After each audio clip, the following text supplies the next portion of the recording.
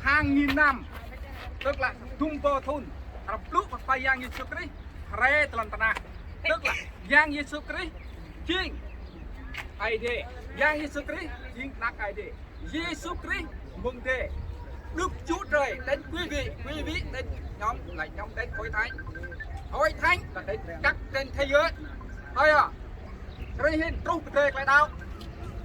trúc lại đau phải giang Giêsu Christ po talilo po tiếp talilo anh ta hiện người đời không bao giờ được sống nữa cho nên hiện bố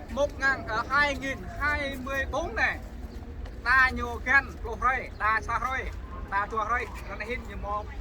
trốn lô rây nhiều biết đây mà tùy con ô cái đây tham ta cứ đó ai thế tao mà bạn lên một bài đó đi ra đây cảm ơn Chúa vì có Giêsu Christ nhiều dê lẽ nên nhiều mong là biết lo coi hay làm nam thì biết biết quá giang Giêsu Christ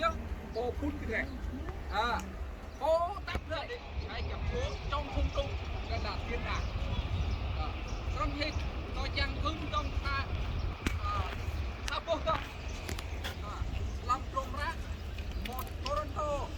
dùng làm cao 41 đến là 51 là đến 50 54 đến này có hưng ý cười vuông một con viên kinh của môi sang đi vàng cổ là nó tơ đẹp mùa sắp kỳ hoài giang sắp chú lao tốt viên vàng một sắp này